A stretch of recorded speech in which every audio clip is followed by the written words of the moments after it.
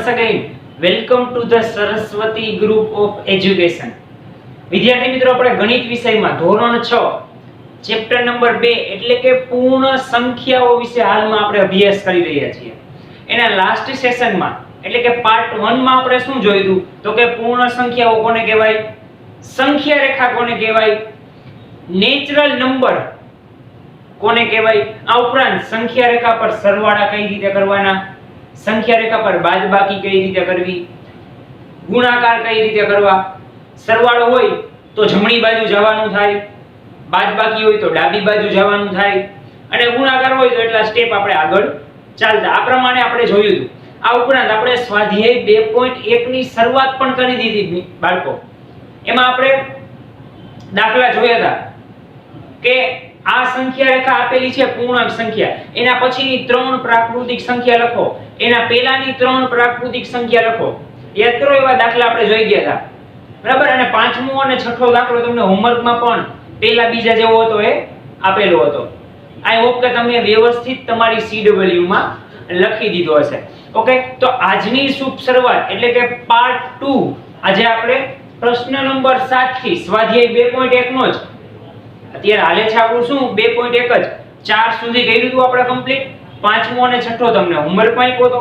આજે આપણે 7 થી સ્ટાર્ટિંગ કરવાનું છે. આ પણ બાળકો સાવ ઈઝી છે, તમને જોતા જ ખબર પડી જશે આમાં શું કરવાનું છે. ઇન શોર્ટ, આ ચેપ્ટરમાં એવું કાંઈ અઘરું નથી કે જેવું તમને લાગતું હોય કે ગણિતમાં તો આવું બધું અઘરું આવે છે, એવું આ ચેપ્ટરમાં જરાય અઘરું નથી. અત્યાર સુધી તો આઈ હોપ કે તમને કઈ લાગ્યું જ નહીં હોય અઘરું, કેમ કે કઈ હતું જ નહીં, બરોબર. આમાંય તમે જોજો આ પ્રશ્ન આપેલો છે, એમાં સાવ ઈઝી છે. ઓકે, સૂચના શું છે, નીચે આપેલી સંખ્યાઓની જોડીમાંથી અહીંયા તમને એક જોડી આપેલી છે. એક જોડી એટલે બે સંખ્યા થાય, આ જોડી આપેલી છે. એમાંથી સંખ્યા રેખા પર કઈ સંખ્યા ડાબી બાજુ આવશે અને કઈ સંખ્યા જમણી બાજુ આવશે તે જણાવો. હવે આવડી મોટી સંખ્યા છે 503 ને 530, તો સ્વાભાવિક છે એના માટે તમારે સંખ્યા રેખા દોરવાની હોય ને એ તમારે મગજમાં જ સંખ્યા રેખા ધારીને કરી લેવું પડે. આ ડાબી બાજુ આવશે, આ જમણી બાજુ આવશે. સ્વાભાવિક છે. 530 ને 503 તમે ક્યારે સંખ્યા રેખા પર લખો, એવડી સંખ્યા રેખા તમે દોરી જ ન શકો. ઓકે ઓકે, ચાલો એક વસ્તુ, ડાબી બાજુ અને જમણી બાજુ કોણ આવશે ઈ દર્શાવવાનું. બીજું, તથા તેમની વચ્ચે કયા ચિહ્નો, આને કહેવાય લેસ ધેન, આને કહેવાય ગ્રેટર ધેન. લેસ ધેન એટલે થી નાના, ગ્રેટર ધેન એટલે થી મોટા, બરાબર. જેનાથી લ બનતો હોય બાળકો યાદ રાખવાનું હંમેશા લેસ ધેન, જેનાથી ગ બનતો હોય યાદ રાખવાનું હંમેશા ગ્રેટર ધેન. લેસ ધેન એટલે નાના, ગ્રેટર ધેન એટલે મોટા. તો આ બે સંખ્યામાંથી કઈ નાની મોટી છે એ તો તમને જોતા જ ખબર પડી જાય કે ભાઈ 503 નાના છે અને 530 મોટા છે, એમનેમ જ ખબર પડી જાય. ઓકે, એક જવાબ એ મળી ગયો. ઈ જણાવવાનું છે. બે વસ્તુ શું કીધું, પહેલું કે કઈ ડાબી બાજુ આવશે અને કઈ જમણી બાજુ આવશે, અને બીજું કે આ બેમાંથી કોણ નાનું મોટું છે એ પ્રમાણે ગ્રેટર ધેન ને લેસ ધેન. ઓકે, તો ચાલો પેલો છે 530 અને 503. તો જો તો બાળકો આ 530 અને 503 છે, બરોબર. એમાં નાનું મોટું તો તમને ખબર પડી ગઈ, 503 નાના છે, 530 મોટા છે. પરંતુ સંખ્યા રેખામાં વિચારો તો હું તમને 30 સેકન્ડનો ટાઈમ આપું છું, કઈ ડાબી બાજુ આવશે અને કઈ જમણી બાજુ આવશે. આમાં 530 અને 503 માં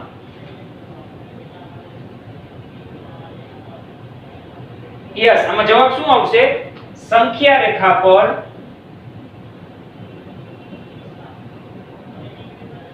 શું આવશે, સંખ્યા રેખા પર 503 એ કઈ રીતના, જો તમને સમજાવું, 530 ની ડાબી બાજુએ છે. હવે જો સમજાવું કઈ રીતે. ધારો કે આ સંખ્યા રેખા છે તમારી, ચાલો અહીંયા આવ્યા 500, આ 501 બે વચ્ચે આવી ગયા, અહીંયા આવ્યા 503, 505, 10, 15, 20, 25 ને 30 આવી ગયા. તો 530 ની ડાબી બાજુ આવ્યો ને 503, જો આ સાઈડ ચાલ્યા મતલબ કયો ભાગ થયો, લેફ્ટ સાઈડ થયું.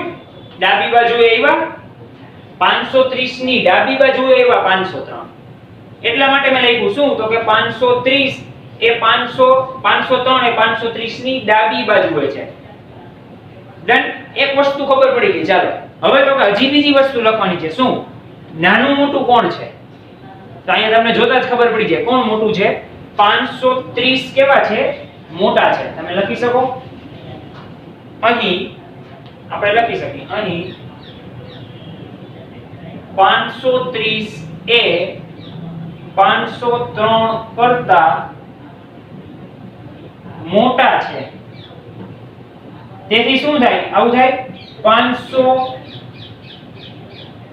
503 લેસ ધેન 530. તમે આમ કરી શકો.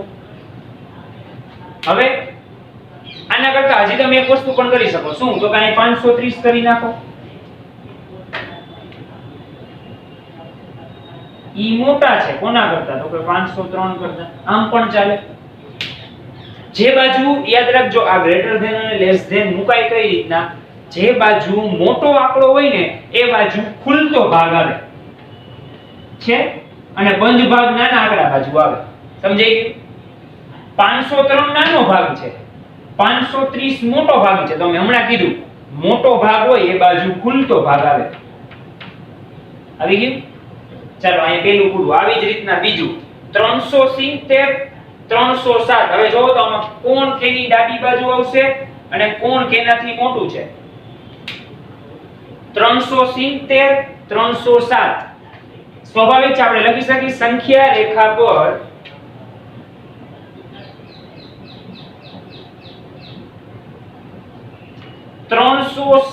એ 370 ની ડાબી બાજુએ છે. હવે કઈ રીતના ડાબી બાજુએ તમને ખબર પડી જ ગઈ. છતાં એકવાર જો સંખ્યા રેખા દોરીને એક લખી નાખું છું ઉદાહરણ. અહીંયા હોય 307, અહીંયા 8 9 10 11 12 કન્ટિન્યુ ચાલુ જશે. પછી શું આવશે? 370. ક્યારેક તો આવશે ને, ભલે આવશે. તો એ 370 ની ડાબી બાજુ છે ને, જો 307 લેફ્ટ સાઈડ થી આ બાજુ હાલવું પડ્યું એટલે આપણે લખ્યું ડાબી બાજુએ છે. અને આ બેમાંથી મોટા કોણ છે? તો આ સવાલ છે. અહીં 370 એ 307 કરતા મોટા છે. તેથી શું થાય? મોટા હોય પેલા લખવાના. 370 મોટા છે. મોટા હોય ભાગ હંમેશા ખુલતો ભાગ આવશે. હજી એકવાર કહી દો, એટલે ખુલતો ભાગ એટલે આમ થયો, આ બંધ ભાગ થયો. કોના કરતા? તો કે 307 કરતા. ડન. આવા જ આપણે દાખલા ગણવાના છે. કોણ મોટું છે, કોણ નાનું, કોણ જમણી બાજુ, કોણ ડાબી બાજુ. આ સાતમામાં આ જ વસ્તુ કરવાની છે. ઓકે બાળકો? તો A અને B કર્યો મેં. હવે આના જેવો જ તમારે C અને D જાતે કરવાનો છે કે એમાંથી કોણ મોટા છે, કોણ નાના છે અને કોણ ડાબી બાજુ અને કોણ સંખ્યા રેખામાં જમણી બાજુ આવે છે. એ તમને પેરમાં જોતા જ ખબર પડી જશે. એટલા માટે જો એક્ઝામ્પલ દોરીને આપેલું છે. બરોબર? ઓકે, તો આ બે દાખલા છે A અને B, એ તમારી બુકમાં નોટ ડાઉન કરી લો અને C અને D પણ જાતે તમારે કરી નાખવાના છે. હવે આપણે જોઈએ બાળકો 8મો પ્રશ્ન. સાવ સિમ્પલ પ્રશ્ન તમને પૂછ્યા છે. અત્યાર સુધી આપણે જેટલું ભણ્યા ને 7 પ્રશ્ન સુધી, એમાંથી જ આ બધું આવશે. આમાં 8મા પ્રશ્નમાં જેટલા પ્રશ્ન સુધી છે ને A B C D E F G H I J K L M જ્યાં સુધી પણ એ અત્યાર સુધી ભણ્યા ને ત્યાં સુધીનું જ બધું આવશે. 400 પછીની સંખ્યા ને 599 ની પહેલાની સંખ્યા ને 0 પૂર્ણ સંખ્યા છે ને આવું જ બધું આવશે. ઓકે, ચાલો સ્ટાર્ટ કરીએ. એમાં શું કીધું છે સૂચનામાં કે નીચેનામાંથી કયું વાક્ય ખરું છે અને કયું વાક્ય ખોટું છે તે આપણે જણાવવાનું છે. ઓકે, પહેલું, શૂન્ય એ સૌથી નાની પ્રાકૃતિક સંખ્યા છે. આ સાચું છે. યાદ કરો, આગળ આપણે આગલા લેક્ચરમાં ભણ્યા હતા. શૂન્ય એ પ્રાકૃતિક સંખ્યા નથી, પરંતુ શૂન્ય એ સૌથી નાની પૂર્ણ સંખ્યા છે. આપણે અહીંયા ભણ્યા હતા. પ્રાકૃતિક સંખ્યા તો હંમેશા 1 થી ચાલુ થાય. 1 2 3 4 5 6 નેચરલ નંબર્સ. યાદ કરો આપણી થિયરીનો પહેલો ટોપિક. યસ, સમજાણું? એટલા માટે એ તમને બધા નંબર્સ કરાવેલા હતા. તો આ વિધાન કેવું આવે? ખોટું આવે. કારણ શૂન્ય એ પૂર્ણ સંખ્યા છે, પ્રાકૃતિક સંખ્યા નથી. તો હું અહીં લખી શકું જો બાળકો, શું લખીશ?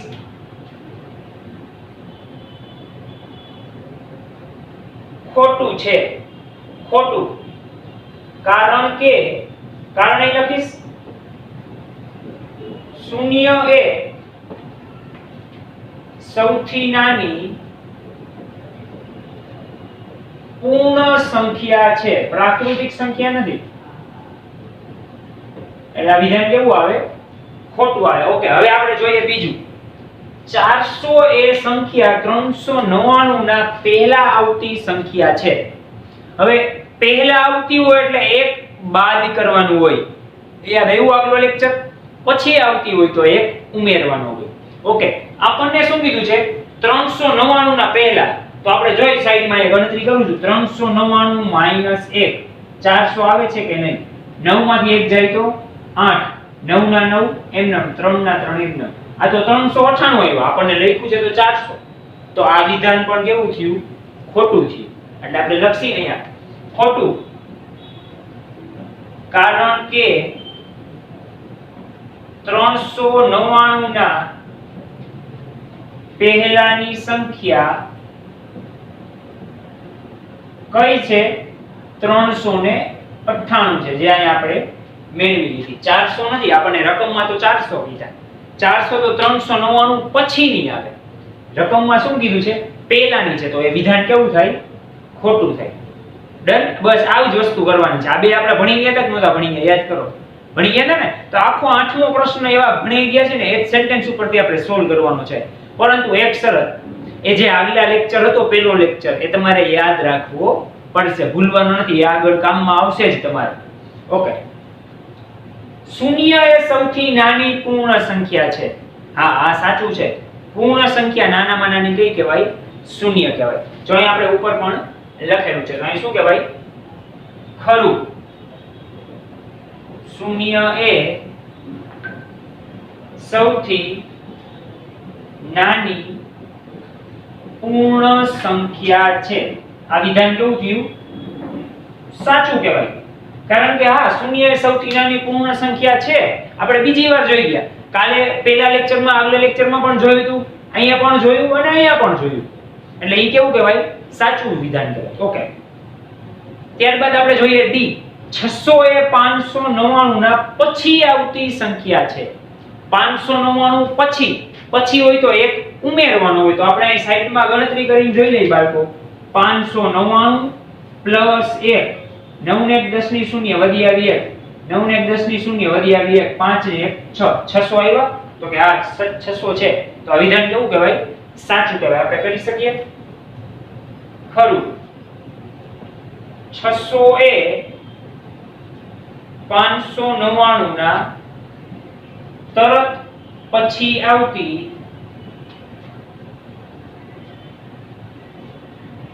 સંખ્યા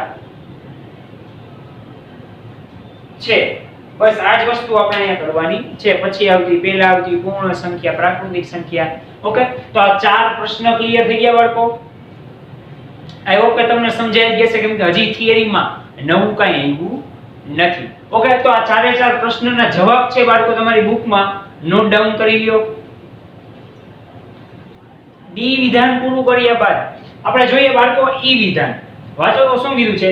દરેક પ્રાકૃતિક સંખ્યા પૂર્ણ સંખ્યા છે. હવે એના પહેલા તમને તો પ્રાકૃતિક સંખ્યા શું છે અને પૂર્ણ સંખ્યા શું છે એનો ખ્યાલ ખબર હોવી જોઈએ. ઓકે, તો પ્રાકૃતિક સંખ્યા શું? યાદ કરો, નેચરલ નંબર 1 2 3 4 5. અને પૂર્ણ સંખ્યા એટલે શું? તો કે એમાં માઈનસ સંખ્યા આવી જાય, પ્લસ સંખ્યા આવી જાય અને શૂન્ય પણ આવી જાય.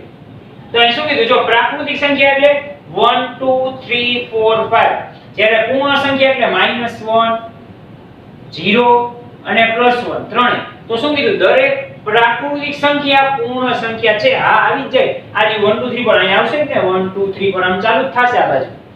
મતલબ આ વિધાન કેવું છે? ખરું છે. તો આપણે લખી શકીએ સાચું છે. દરેક પ્રાકૃતિક સંખ્યા એ પૂર્ણ સંખ્યા છે. પણ આ જો કીધું હોય પૂર્ણ સંખ્યા પ્રાકૃતિક સંખ્યા તો ન આવે. આપણે લખી શકીએ ખરું, કારણ કે દરેક પ્રાકૃતિક સંખ્યા પૂર્ણ સંખ્યા છે. ચાલો, ત્યારબાદ એના પછીનું વિધાન આપેલું છે F. દરેક પૂર્ણ સંખ્યા એ પ્રાકૃતિક સંખ્યા છે. પૂર્ણ સંખ્યા બધું આવી ગયું ઈ. અને પ્રાકૃતિક સંખ્યા 1 2 3 4, હવે હું 0 લઉં તો ઈ આમાં નો આવે, પ્રાકૃતિકમાં ઈ તો 1 થી ચાલુ થાય, તો પૂર્ણમાં 0 આવે તો મતલબ ઈ વિધાન કેવું થયું? ખોટું થયું. આનું ઊંધું ટૂંકમાં અહીં આપેલું છે, તો એવું ચાલે નહીં. હમણાં જ આપણે વાત કરી તો અહીં શું આવશે? ખોટું. કારણ કે હવે જો અહીં આપણે કારણમાં શું લખી શકીએ? હું એમ લખી શકું પૂર્ણ સંખ્યા 0 એ પ્રાકૃતિક સંખ્યા નથી. આપણે લખી શકીએ કારણ કે પૂર્ણ સંખ્યા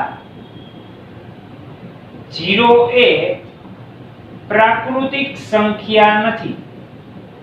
કારણ કે પ્રાકૃતિક સંખ્યા તો 1 થી ચાલુ થાય, 0 થી ચાલુ થાય નહીં, એટલે 0 નો આવે, એટલે વિધાન ખોટું પડે. ઓકે. જી પાર્લે જી બે અંકોની પૂર્ણ સંખ્યાની પહેલા આવતી સંખ્યા એક અંકની ન હોઈ શકે, એવું કોણે કીધું? બે અંક હોય એની પહેલાની આવતી સંખ્યા, પહેલા આવતી સંખ્યા હોય એટલે એક બાદ કરવાનું થાય. એમાં એવું કીધું એક અંકની ન હોઈ શકે, એવું કઈ નક્કી ન હોય ભાઈ. જો આ બે અંકની લીધી, ચાલો આ 10 મેં લીધા એક્ઝામ્પલ તરીકે, એની પહેલા એટલે એક બાદ કરવા પડે. ચાલો એક બાદ કર્યા, 10 માંથી એક જાય 9 વધે, તો આ આવી એક અંકની આવી, તો આમાં તો એમ કીધું એક અંકની ન હોઈ શકે, આવું બને નહીં. તો આ વિધાન પણ કેવું થાય? ખોટું થાય. બરાબર, આને લખીએ આપણે ખોટું. કારણ કે બે અંકની પૂર્ણ સંખ્યાની પહેલી આવતી સંખ્યા એક અંકની હોઈ શકે એવું જરૂરી નથી. જો અહીં એવી એક અંકની ન હોઈ શકે એવું જરૂરી નથી, કારણ કે બે અંકોની પૂર્ણ સંખ્યાની પહેલા આવતી સંખ્યા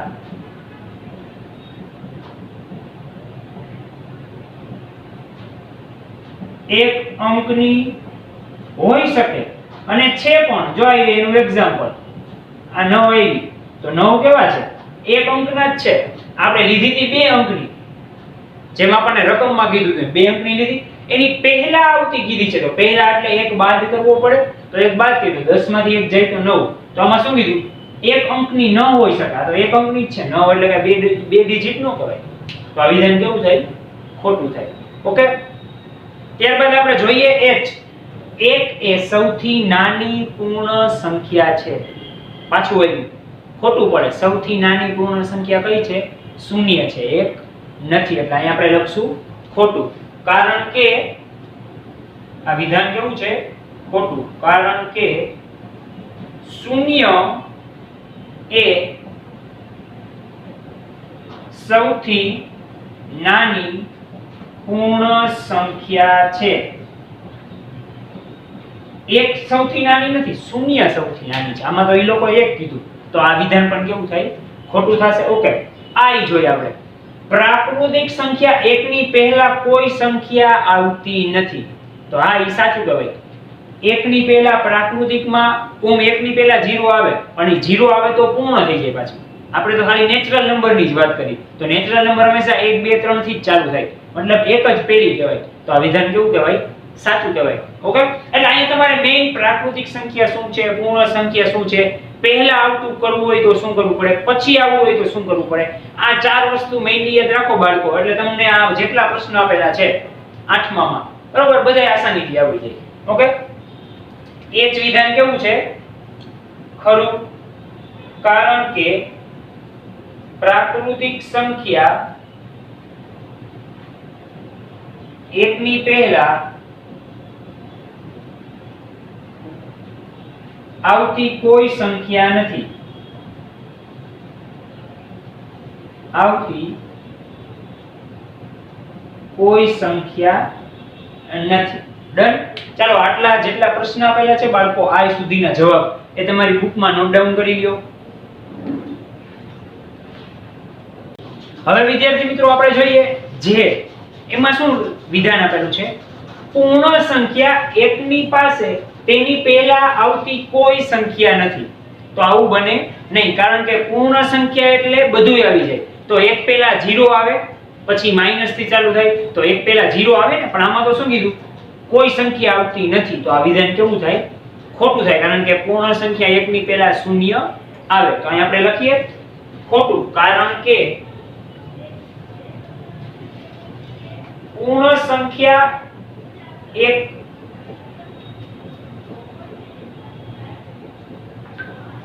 ની પહેલા આવતી સંખ્યા, રકમમાં એવું કીધું, વિધાનમાં કોઈ સંખ્યા નથી, પણ એવું ન હોય. એની પહેલા આવતી સંખ્યા શું છે? શૂન્ય છે. શૂન્ય છે એટલે ઈ આવે તો વિધાન ખોટું થાય. ઓકે, નેક્સ્ટ આપણે જોઈએ કે પૂર્ણ સંખ્યા 13 એ સંખ્યાઓ 11 અને 12 ના વચ્ચે આવે છે. હવે જો આ જોતા જ કહું કંઈક અટપટું લાગે. 11 12 એમાં વચ્ચે ક્યાં 13 આવે? તો 11 અને 12 ને પછી આવે. તો આ વિધાન એમનેમ જ ખબર પડી જાય ખોટું. અને 13 એ 11 12 કરતા મોટી છે. તો હંમેશા ક્યારેય મોટી સંખ્યા હોય એ નાની સંખ્યાની વચ્ચે ક્યારેય ન આવે. હું એમ કહું 500 છે 100 અને 150 ની વચ્ચે, સ્વાભાવિક છે 500 100 કરતાય મોટા છે, 150 કરતાય મોટા છે, તો એની વચ્ચે આવવાના નથી. તો આમાં એના જેવું જ છે, 11 અને 12 ની વચ્ચે 13. તો આ વિધાન કેવું થાય? ખોટું થાય. જોતા જ ખબર પડી જાય. આપણે લખી શકીએ ખોટું, કારણ કે 13 એ 11 અને 12 કરતા મોટી સંખ્યા છે અને મોટી સંખ્યા 13 એ શું થાય? 11 અને 12 કરતા કેવી સંખ્યા છે? મોટી સંખ્યા. અને મોટી સંખ્યા છે એ ક્યારેય વચ્ચે હોય નહીં. મોટી સંખ્યા વચ્ચેની સંખ્યા ન હોઈ શકે. ઈ ક્યારેય વચ્ચેની સંખ્યા હોય નહીં. ડન? ઓકે. એલ પૂર્ણ સંખ્યા 0 પાસે તેના પહેલા આવતી કોઈ સંખ્યા નથી. તો કે હા, 0 પહેલા માઈનસ આવે, બરોબર, પરંતુ એ પ્લસ માં તો કહેવાય જ નહીં. એટલે વિધાન કેવું કહેવાય? ખરું કહેવાય. આપણે લખી નાખીએ ખરું. ઓકે, કારણ તો કે ઈ જ છે, એને પહેલા આવતી કોઈ સંખ્યા નથી. ઓકે, બે અંકોની લાસ્ટ આપણે જોઈએ એમ, બે અંકોની સંખ્યા પછી આવતી સંખ્યા હંમેશા બે અંકની જ હોઈ શકે. હવે આ વિચારો, એવું કોણે કીધું? હું એમ કહું 99. આમ જો આ 99 બે અંકની છે, ચાલો. હવે એના પછી આવતી એટલે એક શું કરવાનો? ઉમેરવાનો. તો એક ઉમેર્યો, ઈ શું બે અંકની આવે છે? 9 ને 10 ની શૂન્ય વધી આવી, 9 ને 10, તો આ તો 3 અંક થયા. આમાં તો એવું કીધું બે અંકની જ હોય છે. બે અંકની હતી, એના પછી એટલે એક ઉમેર્યો, ઈ બે અંકની જ આવે. એવું સ્વાભાવિક, એવું જરૂરી હોતું નથી. જો 99 બે અંકની હતી, એક ઉમેર્યો 3 અંકની. આમાં એવું કીધું છે બે અંકની જ હોય છે. એનો મતલબ આ વિધાન કેવું છે? ખોટું છે. કારણ કે 100 આવ્યા, ઈ 100 3 અંક થઈ ગયા. આ વિધાન કેવું થશે? ખોટું. કારણ કે અહીંયા કારણ આપણે શું લખીએ? મેં તમને કીધું એમ, કારણ કે બે અંકની સંખ્યા આપણે જોઈએ, બે અંકની સંખ્યા 99 પછી તરત આવતી સંખ્યા કેટલી છે? તો કે 100 છે, જે 3 અંકની છે.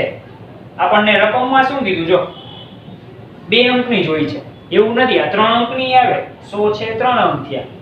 ડન? એટલે વિધાન કેવું થશે? ખોટું થશે. ઓકે બાળકો, તો અહીંયા આપણું 8મા દાખલા સાથે સ્વાધ્યાય 2.1 પણ કમ્પ્લીટ. આઈ હોપ કે તમને સાવ ઈઝી લાગ્યું હશે, કેમ કે એમાં કઈ હતું જ નહીં. આગળ જેટલા ભણી ગયા, બરોબર, 7 દાખલા, એને જ આ 8મું એના લગતું જ હતું. એની થિયરી જ બધી આવતી હતી. ઓકે, તો અહીંયા આજનો લેક્ચર આપણે અહીંયા સુધી રાખીએ છીએ. આ વિડિયોની સાથે સાથે બાળકો તમારે વર્કશીટ પણ કમ્પ્લીટ કરવાની રહેશે. એ પણ આની જેમ ઈઝી જ હશે. વિડિયો જોશો વ્યવસ્થિત એટલે વર્કશીટ પણ તમને આવડી જશે. તો વધુ આપણે નવી થિયરી સાથે નવા લેક્ચરમાં મળીશું. ધન્યવાદ.